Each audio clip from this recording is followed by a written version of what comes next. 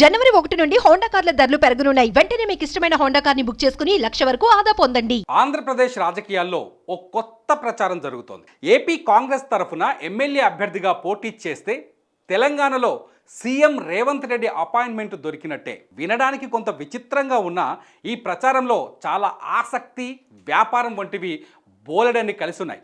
ఎందుకంటే ఆంధ్ర కాంగ్రెస్లో కొంత గుర్తింపు ఉన్న నాయకులను ఖచ్చితంగా తెలంగాణ కాంగ్రెస్ గుర్తుపడుతుంది. అందుకే ఏపీలో కాంగ్రెస్ కొంత ఊపిరి పోసుకుంటుందనే చర్చ మొదలైంది. ఎన్నికలకు ముందు తెలంగాణలో కాంగ్రెస్ గెలిస్తే రేవంత్ రెడ్డి సీఎం అయితే ఏపీలో టీడీపీకి బలం చేకూరుతుంది అనుకున్నారు.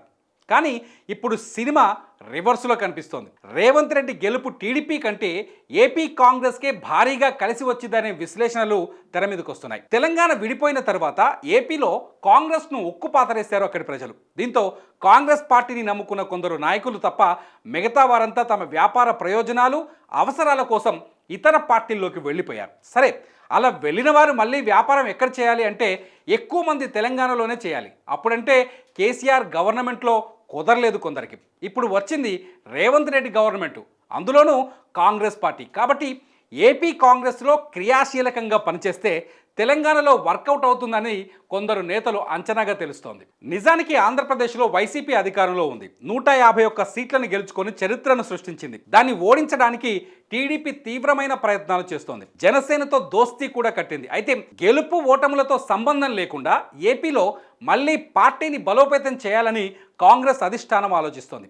వచ్చే ఎన్నికల్లో తమకు అవకాశం రాకపోయినా ఆ తర్వాత వచ్చే ఎన్నికల్లోనైనా పుంజుకునే ఛాన్సులు ఉన్నాయన్నది కాంగ్రెస్ అధిష్టానం ఆలోచనగా తెలుస్తోంది. కర్ణాటకలో గెలుపు తెలంగాణలో ఉపయోగపడింది. ఇప్పుడు కర్ణాటక, తెలంగాణల గెలుపు ఆంధ్రప్రదేశ్లో పార్టీకి ప్రాణం పోస్తాయని భావిస్తోంది ఢిల్లీ అధిష్టానం. గెలిచినా ఓడిపోయినా ఆంధ్రప్రదేశ్ అసెంబ్లీ ఎన్నికలు లేదంటే పార్లమెంట్ ఎన్నికల్లో పోటీ చేసిన వారికి ఓ అవకాశం ఉంది. ఆంధ్రాకు అతి దగ్గరలో ఉన్న 2 మెగా సిటీలు హైదరాబాద్, బెంగళూరులోని ప్రభుత్వాలతో ఏపీ వ్యాపారులకు బోల్డని అవసరాలున్నాయి. సో ఈ 2 రాష్ట్రాల్లో ప్రభుత్వాలతో పనులు కావాలి అంటే ఏపీ కాంగ్రెస్లో మళ్ళీ క్రియాశీలకంగా పనిచేస్తే సరిపోతుంది. కర్ణాటక, తెలంగాణ రాష్ట్రాల్లో పార్టీ లింకుల ఆధారంగా లాబింగ్లు చేసుకోవచ్చు. ఇక్కడి ప్రభుత్వాలతో పనులు కూడా చేయించుకోవచ్చని కొందరు నేతలు ఆలోచిస్తున్నట్టు తెలుస్తోంది.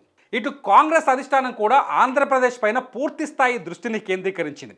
ఏపీ ఇన్ఛార్జిగా మాణిక్రావు ఠాకూర్ను ఇటు కాంగ్రెస్ అధిష్టానం కూడా ఆంధ్రప్రదేశ్ పైన పూర్తి స్థాయి దృష్టిని కేంద్రీకరించింది. ఏపీ ఇన్ఛార్జిగా మాణిక్రావు ఠాకూర్కు బాధ్యతలు అప్పగించారు. ఏపీపై నాయకులంతా ఫుల్ ఫోకస్ పెంచాలని రాహుల్ ఆదేశాలు జారీ చేసినట్టు తెలుస్తోంది. అందుకే ప్రజా సమస్యలపైన కాంగ్రెస్ పార్టీ ఈ మధ్య పబ్లిక్లోకి వెళ్లేందుకు బలంగా ప్రయత్నం చేస్తోంది.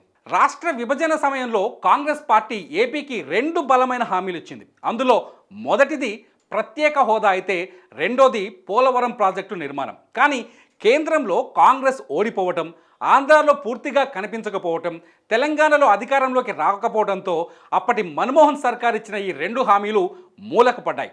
ఆంధ్రాలో అధికారంలోకి వచ్చిన 2 పార్టీలు కూడా హోదా విషయంలో వెనక ముందు ఆడటం, పోలవరం పైన రాజకీయ లబ్ధి కోసం కొట్టుకోవడంతో ఈ 2 పాయింట్స్ను మళ్ళీ తెర మీదకు తీసుకురావాలని కాంగ్రెస్ పార్టీ ఆలోచిస్తున్నట్టు తెలుస్తోంది. ఒకవేళ కాంగ్రెస్ పార్టీ కేంద్రంలో అధికారంలోకి వస్తే మళ్ళీ ఏపీ ప్రత్యేక హోదాకు ఊపిరి పోస్తుందనే చర్చ కూడా మొదలైంది. కాంగ్రెస్ ఆంధ్రప్రదేశ్లో ఏమాత్రం పుంజుకున్నా ప్రత్యేక హోదా అంశాన్ని బలంగా ప్రజల్లోకి తీసుకెళ్తుంది. అంతేకాదు ఈ ప్రత్యేక హోదా నినాదమే ఏపీలో 2 సార్లు జరిగిన ఎన్నికల్లో తీవ్రమైన ప్రభావం చూపించింది. సో ఈసారి కాంగ్రెస్ ఆంధ్రప్రదేశ్లో చేయబోయే ఎన్నికల ప్రచారంలో హోదా అంశాన్ని బలంగా వినిపించే అవకాశం కూడా లేకపోలేదు.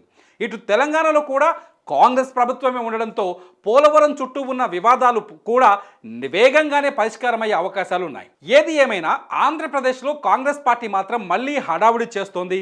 గతంలో కాంగ్రెస్లో పనిచేసిన ఉండవల్లి లాంటి నాయకులు కూడా ఈ మాట చెబుతున్నారు. ఇటు తెలంగాణలో పొత్తులో కొనసాగిన కమ్యూనిస్టులు ఆంధ్రాలో కూడా కాంగ్రెస్తో చేతులు కలిపే వీలుంది. మరి మీరేమంటారు? కామెంట్ల రూపంలో మాకు తెలియజేయండి.